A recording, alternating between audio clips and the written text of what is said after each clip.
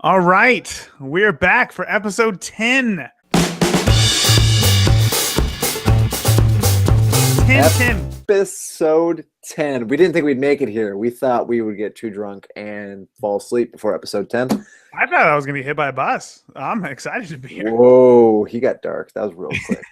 I'm just trying to have a good time here, Raymond. You're getting all Speed 2 on me. Yeah, hey, Keanu man. Reeves. Everybody wants to see Speed 2. But regardless, this is an episode that we've been looking forward to a long time. I know that from its inception, we knew that we wanted to have a guest on. And today, that's exactly who we got. So, Yes. Callum, who do we have on the podcast today? We have a husband, a dad, a firefighter, and he's also Texan. We have Tim Kyle of Tim Kyle Photography. He's just outside of Austin. I don't even know where that is in Texas because I'm in Canada, but he is a very cool, very awesome wedding photographer based just outside of Austin. Yeah. And he has agreed to come talk to us schmucks for a little bit about his experiences going from, a photographer who, or just a dad who never, or about to be dad who'd never picked up a camera, to in under like 12 months became a guy booking weddings and making part of his living off of being a professional photographer. Yeah, I think part is the big key word there, because I think a lot of the listeners are going to get a lot of value out of this podcast, because Tim is also a full-time firefighter / EMS person. I don't know the technical term. He is a medical professional and a firefighter, or combo / both. Yes. So right now he's just using photography as a second income because it is his passion, which obviously if you're listening to this podcast, photography is your passion as well. So I hope that you get a lot out of this podcast. I know that I did get a lot out of this podcast. Callum, I know that you got a lot out of this one as well, right? Already. I've already learned so much. So with that, we should go ahead and invite Tim in and hear what he has to say about his journey. Here we go. Episode 10 with photographer Tim Kyle. Tim Kyle. We're on the air. All right, we are here. The air. Awesome. Yeah. Glad to be here. We've made it. We've made it. To episode 10, Beginner Photography Podcast. Today we have a very special guest all the way from Texas, Tim Kyle. The Deep South, Tim, how's it going, man? Congratulations. Thank you so much for being here. Yeah, it's a pleasure to be here. I'm glad you guys asked me to come on. Of course. I'm excited. I know Callum is excited, especially I'm sure he's jealous, seeing how it's probably negative 20,000 degrees up there in Canada. It is. It is. We just had about 30 centimeters in snow today. I couldn't tell you what that is in inches, so I'm just going to assume that that's a lot. I've never seen more than an inch of snow, so I don't really know what it is.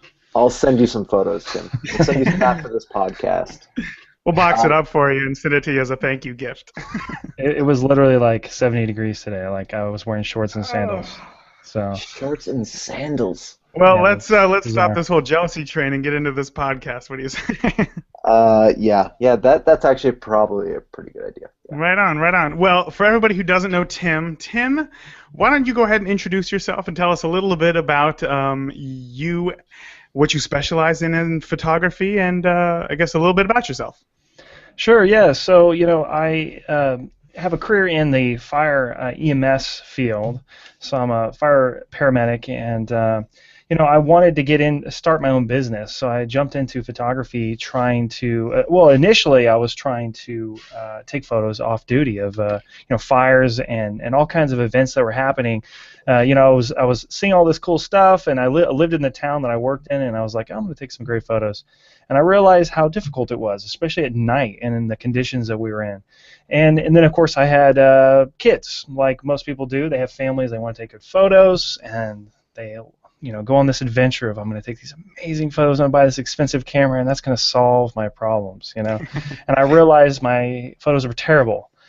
So I'm kind of the obsessive, compulsive kind of person. So I, scoured the internet, talked to anybody I could to learn how to take decent photos. And that set me on the path that a lot of photographers go on, where you start shooting, a headshot here and there, a family, portrait. You get asked to shoot a wedding, and then all of a sudden I've got a business and expenses every month with website costs and everything else. So.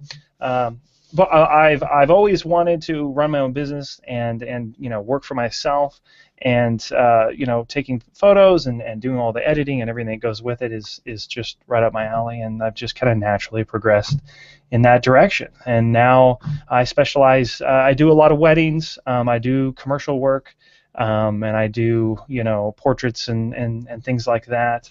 In fact, I just did a newborn session a few days ago. So I do kind of all kinds of stuff. I like people. That's kind of my deal. I'm not really into landscapes or still life so much. But if there's a face with a smile or eyes or whatever, I'll take photos of it. Right on, man. That was a great intro. How long have you been? How long ago did you first buy your camera and think, you know what, this is the journey that I want to start on? It's a good question.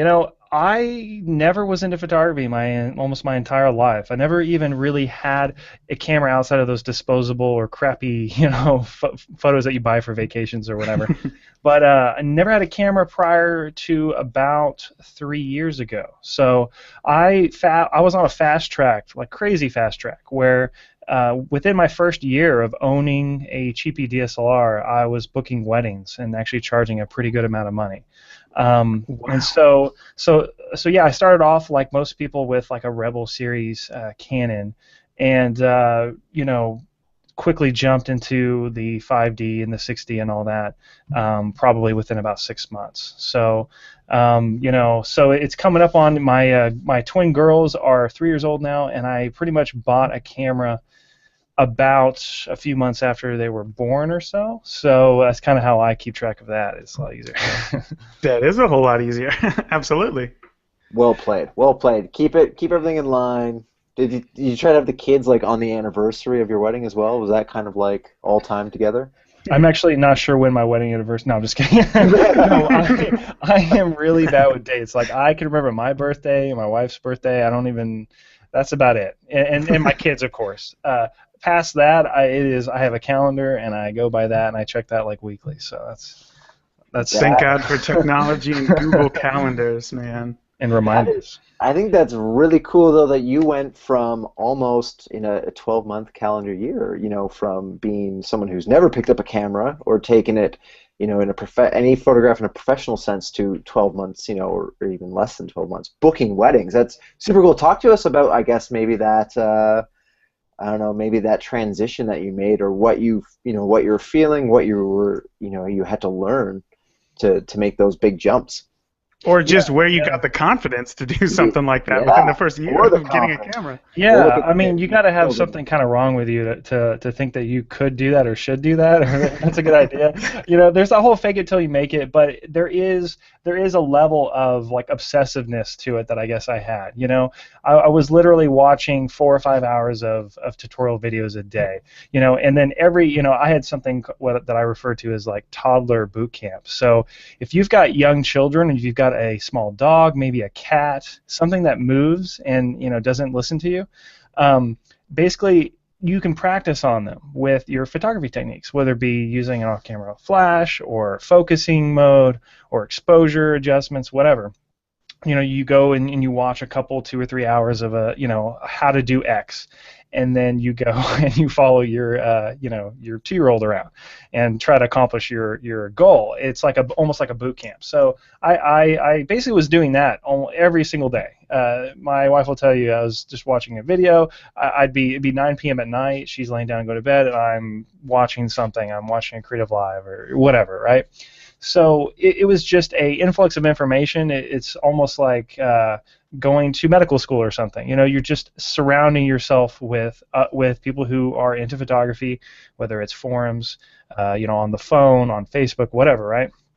And you're putting this stuff into practice. And then the other side of that too is the business aspect to it. So I mean, it's marketing, it's advertising, it's getting in with wedding planners and looking at venues and learning about how to keep up with your taxes and not owe the government money and all of these kinds of things, and purchases and all that. So it was just a swarm of information, and I just engulfed myself into it. I contacted as many wedding photographers as I could and shot with them. I had actually booked a wedding. The good thing about wedding industry is, you book things out 6 months to a year in advance.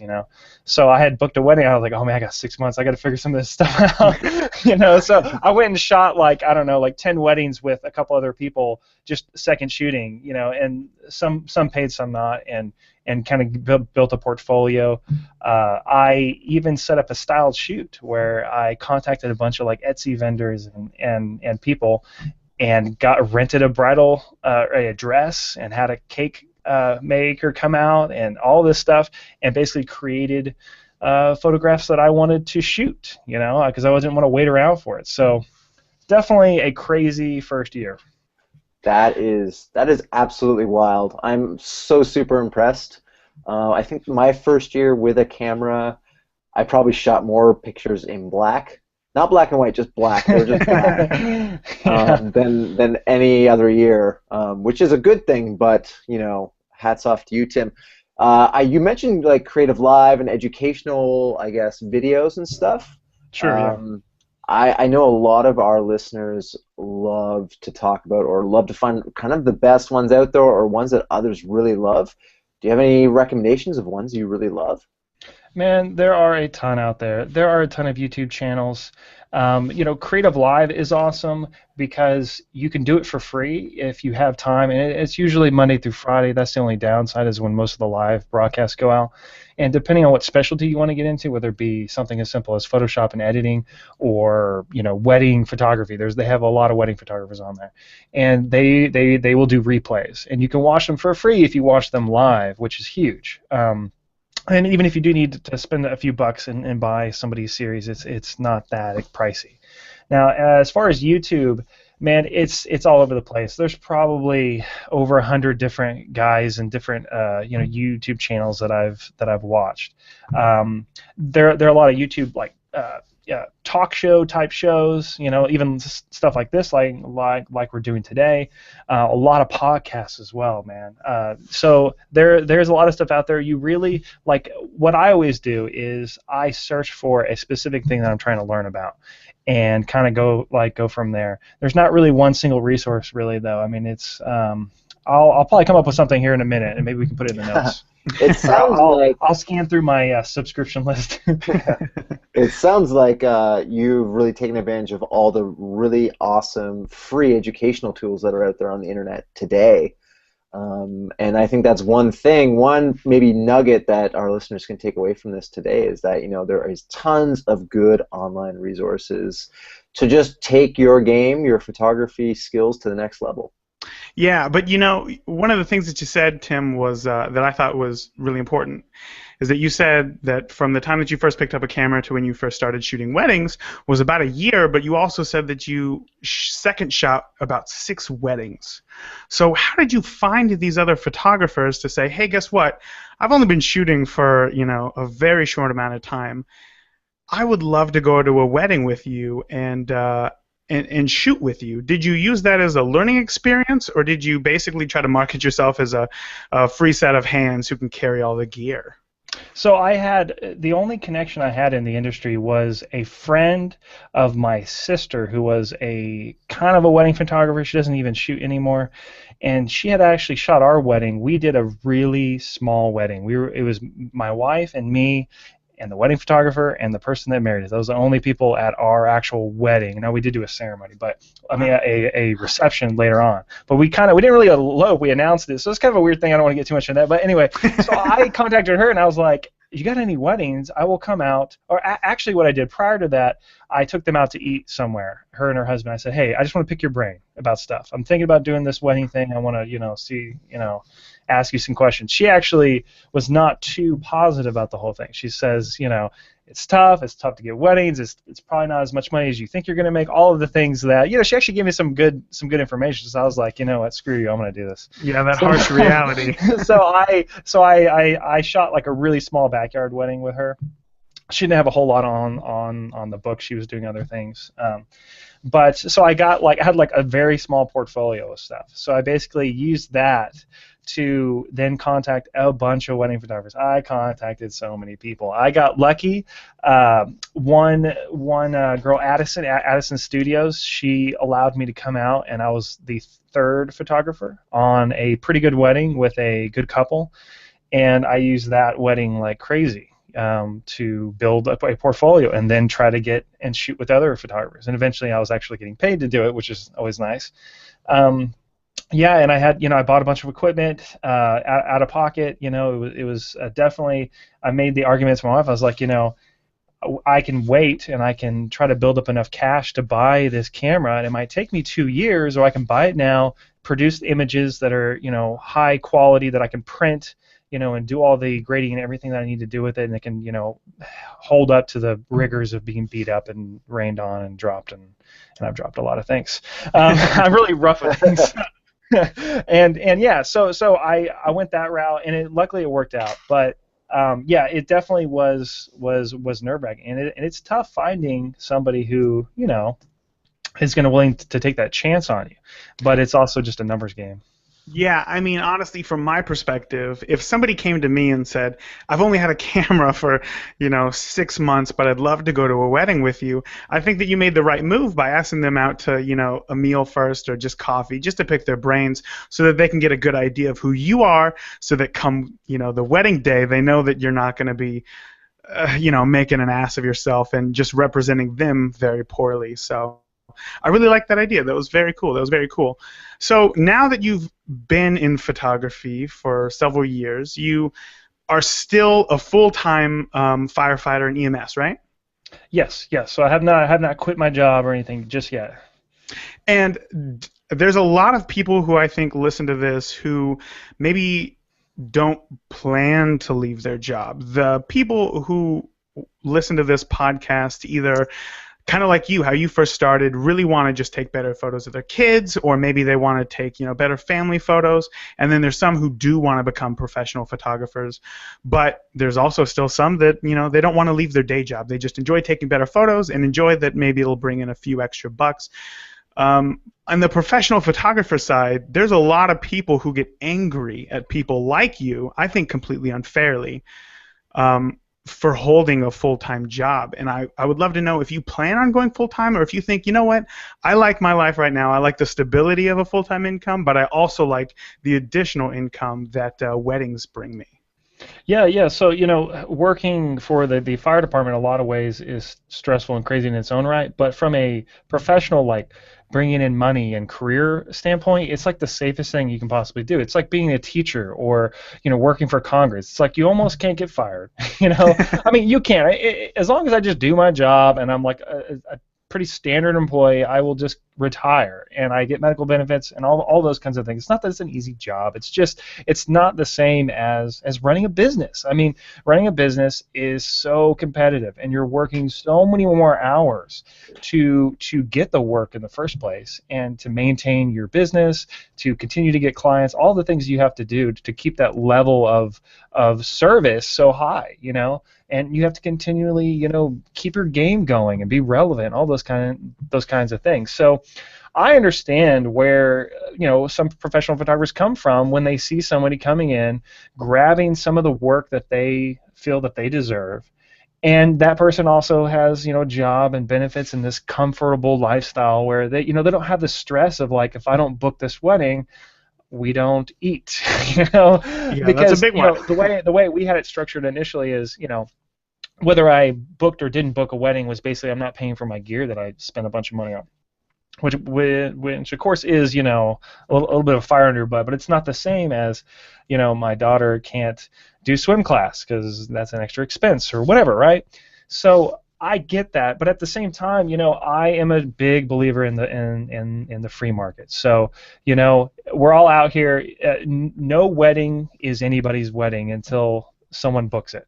And I don't mean being unethical and try to steal weddings from other people, but no one is owed anything from the market. I mean, there are consumers out there. There's brides. They need to make educated decisions on who they want to hire, and that's just how the world works. And honestly, from my perspective, I don't worry about who else is out there in the sense of whether they're full time or part time or whatever.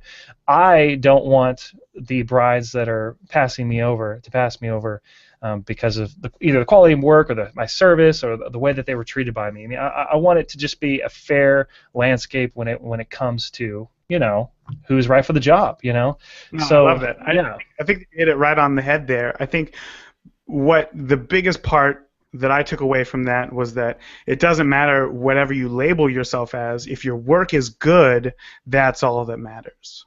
Yeah, definitely. Cool. So, I mean, obviously it takes a lot of practice. It takes a lot of time, like you said, spending hours watching all the videos. When it comes to actually, when it comes time to actually putting these things into practice, what did you find was most useful for you? There's a lot of tutorials on, chromatic aberrations, like we've talked about on the podcast, and Callum and I have both said we really don't care about these things. We really just focus on getting the shot. What are some of the tutorials that you watched and you're like, this doesn't matter, like now looking back as a professional photographer? Yeah, I mean, the problem with photography tutorials is you have to take them in context with what you're doing. I mean, you can sit there and read up about, white balance and the difference between 5500 and 5550 or 600 and setting it and getting a white balance card on site so you can set your white balance correctly. And, I read hundreds of tutorials probably that we're talking about setting your white balance and how important it is and all these things you need to do. And it's like, you're at a wedding. Dad just walked in, saw his daughter, started crying because he hasn't seen his daughter in, a couple years because she doesn't live in the state that he lives in. And they walked over, they gave a hug, the family, there was this moment, and you're sitting there over in the corner with setting your white balance correctly, for this mixture of tungsten and, there's like one daylight bulb in the middle, and you're sitting there trying to, like, you know what I mean? Like, it doesn't matter. And so what I always try to keep in mind, and I'm real bad about this because I'm a techie kind of like obsessive kind of person, is I have to step back and say, okay, what do my clients care about? What do they want? And that's a really tough thing to do as a photographer because you want to create a brand, and you want to create a level of like quality. At the same time, you have to keep it relevant. So like I've had to use my own brain, I guess, and I've thrown out a lot of things that like say setting custom white balance. I don't set custom white balance ever anymore. I used to. I used to change it every time I walked into a room, but now I don't because I shoot in RAW and it has no impact on the final image whatsoever.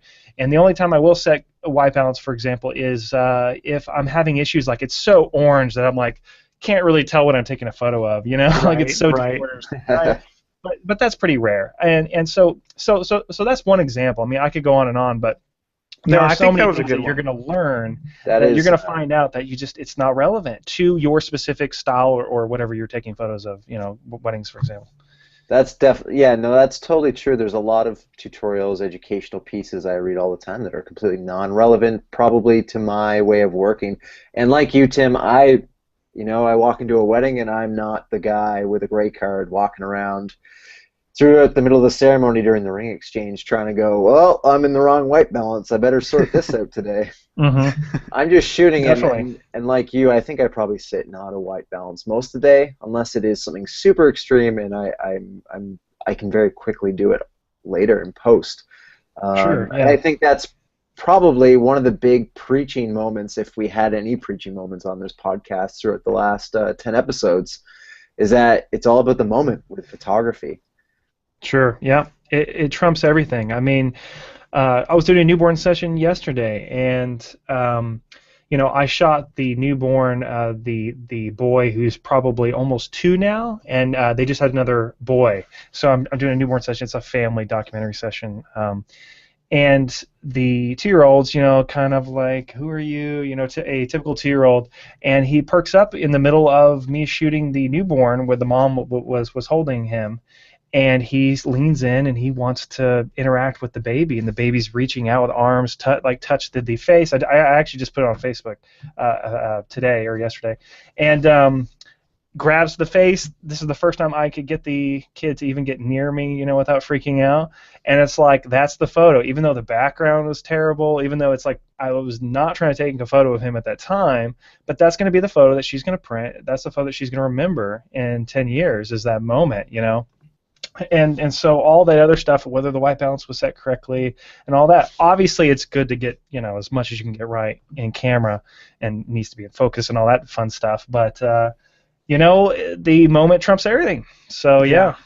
That's true. And like Callum said, we've really been stressing that from the beginning because there are a lot of people, as obviously you've figured out being a beginner watching all these tutorials, it can feel a little bit overwhelming. So once you get a grasp on one concept, maybe you'll tend to pull towards that. You know what I mean? Sure, yeah. So I like that you've, one thing that you've figured out while becoming an expert is a lot of the technical stuff really doesn't matter, and a lot of time was wasted in the beginning trying to figure out techniques, but now you've kind of dialed in exactly what it is that you're going for. So I guess if you could go back in time and tell beginner Tim, the beginning Tim photographer, one thing, what would that be? So I'm going to answer this in two ways. One, from the professional standpoint, I would tell myself it's not as much about the actual picture taking as I might think it would be. Yes. From a business standpoint. Totally. Yeah. And then from a just a photographer, anybody can relate to this. Is it doesn't really matter what camera you buy. Thank God. It's how you use it. So we can all agree that Nikons are great cameras. Right? Oh yeah, I mean, but as long as you buy a Nikon. No, I shoot Canon, but it doesn't. I mean, it just happens to be what I clicked, years ago. Totally. So just get comfortable with something, get to learn it like the back of your hand, and then just go to town with it. Yeah, I mean, that new 1DX2 that's coming out or whatever that Canon's spitting out. That's a better camera than probably what I have right now, right? So, but if you were to hand me that right before a wedding, I would do worse with that than my camera that I currently use by a long shot. Because I just know that camera. I mean, knowing what you're doing and how you're doing it and focusing on moments and all that kind of stuff is what's going to get you the shot. So, yeah. Totally. I like it. We do talk a lot about equipment because it is pretty important, especially to the beginner. I guarantee that everybody's first question as a beginner is, what camera should I buy? Should it be Canon, Nikon? Should it be this camera, that camera? And I like how you just basically told everybody, it doesn't matter. Just get out there, and as long as the photo is captured, it doesn't matter what it was taken on, as long as you get it. Now, I will give one caveat. I am a gearhead, but I freely admit it's not really that important to be a gearhead. I'm a gearhead because in the same way that like I'm a PC crazy. Like you look around my office, like I've got soundproofing stuff oh my goodness, all over. I've got this crazy setup with. I have a mouse pad that's like 4 feet long. So I'm a crazy just gear person in general. Like, and I'm not. I can't really defend it in any way, shape, or form other than that I just have fun with that kind of stuff. So that's, I mean, gear can be fun, and don't let people take that away from you if you just enjoy the gear part of it. But also, it's not what is going to make your photos amazing. It may make things easier, it may make things more fun, or things are faster, whatever. But it's really not going to separate you from other photographers in any meaningful way. But yeah, gear can be fun. Absolutely. I think we can all agree on that. Oh yeah. Interestingly, everyone mentions this. I think I shot probably 70% of my first wedding that I shot as a primary shooter with the Nikon 50 1.8D, which is the like the oldest it's like the nifty 50. It's one of the worst lenses. You know, it's great for price, but not a great lens in any other capacity. And it worked absolutely great because it was the focal length that I'd been using for like 2 years. Yeah, right on. I mean, I also listen to a bunch of cinematography forums or podcasts and things like that. And these guys, they've got these, $150,000 cinema cameras, these crazy setups, and they go and buy vintage glass because these new like master primes and all these lenses that they put on these cinema cameras are so sharp and are so perfect that there's no personality. They don't like the way the image comes out. It's too sharp. Like the skin just looks too crazy sharp on a 6K red sensor or whatever they're shooting on. And they intentionally go back and find these like, vintage like lenses and stuff. It's like it's pretty interesting, yeah. Yeah, I love it. I mean, I think that is a true testament right there. When film is my background, I went to film school and learned all about cinematography as much as I could, and that was one of the big things. It was when the first Red came out, so it was 4K, and it was just taking over the world. But yeah, now you look at that stuff, and they don't care, like you said, about those master primes. It's all about, you know what? Even the new Tarantino movie, The Hateful Eight, that just came out. It's great. It's being hailed for its cinematography, and they went after the lenses from like 1960. Where the last movie shot on it was like Lawrence of Arabia or something. Yeah, like 70 mil or whatever. Yeah, it's just that they don't care. It gives it personality, and I think that if you can look past how fast a lens is, or how great the autofocus on this camera is, or the fact that it's full frame as opposed to a crop, and you use it to do whatever you can to get whatever shot that you want, then it's really going to show off who you are as a photographer. Sure, definitely.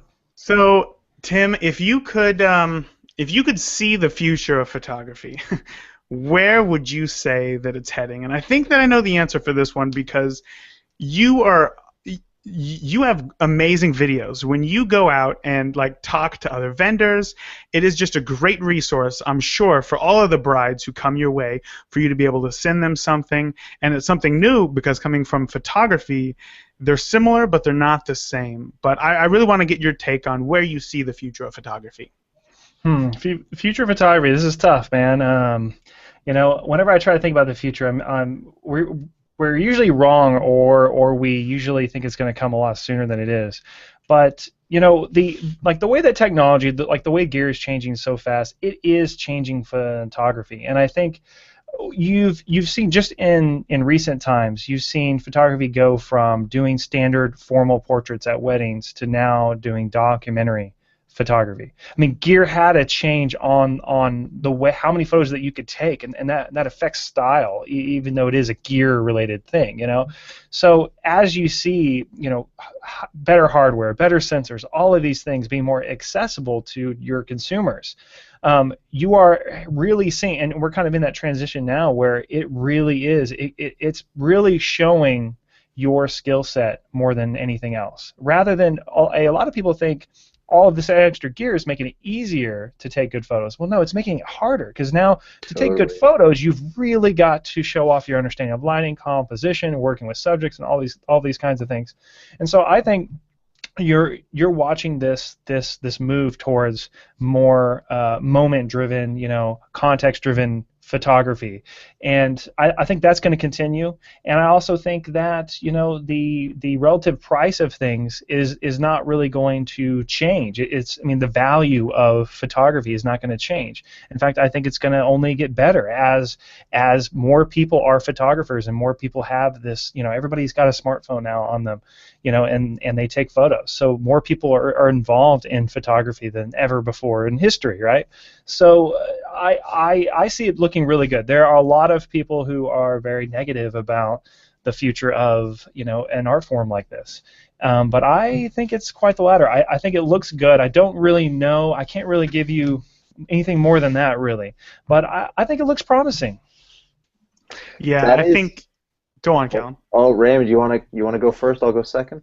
Yeah, I mean, I think that that's absolutely right. With it's kind of funny that we call it documentary photography now, where we kind of hang out in the shadows and try to catch all the good moments.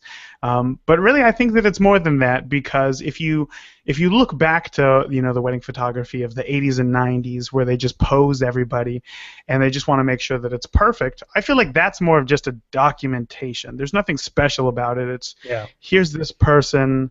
This is what they looked like. Nothing special about this photo. It's just a way to document that, well, they were there.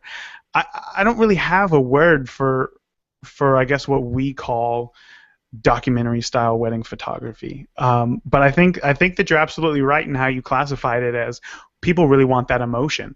People really want to feel like they were at the wedding, even if they weren't, because those are the things that you want to remember most about your wedding. So 20 years from now, when you're looking back, you're not going to care, oh yeah, Aunt Sue was there, I do remember that now. What you're going to remember, or at least what you're going to want to remember, is that time when Grandpa went to pick up your little cousin, the flower girl, and everybody had a good laugh. Like, that's what it is that you're going to want to remember.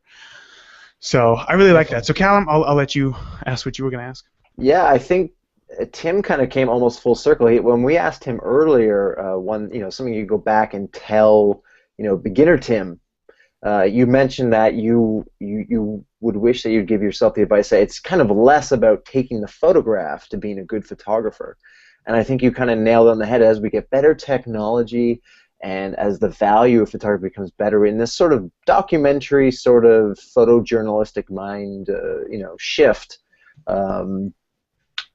it's really more about, or I guess less about knowing how to perfectly expose an image with a camera, and it's more about how you communicate and how you view and compose images, kind of everything with that has nothing to do with the actual technology within a camera, even though that was directly related to technology getting better.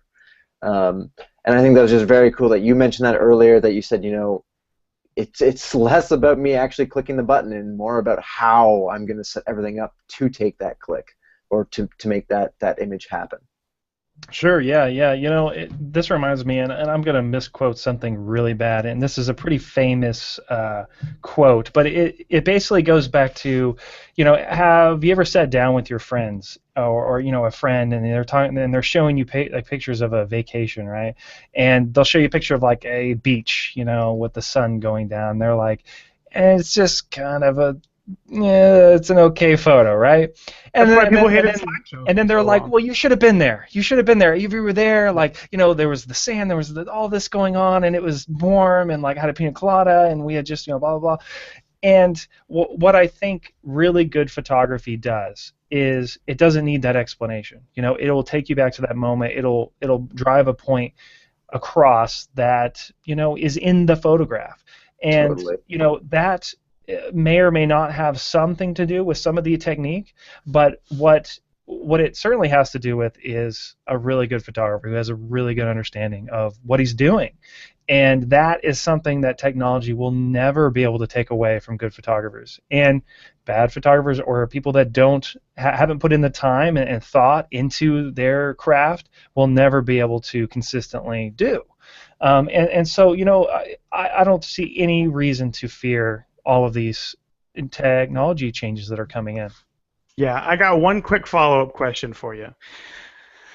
With the amount of people who, like you said earlier, now have smartphones and are calling themselves iPhone photographers, and the amount of people who are buying DSLRs because of how accessible and how great the technology is for so cheap, does that worry you about the future of becoming a professional photographer?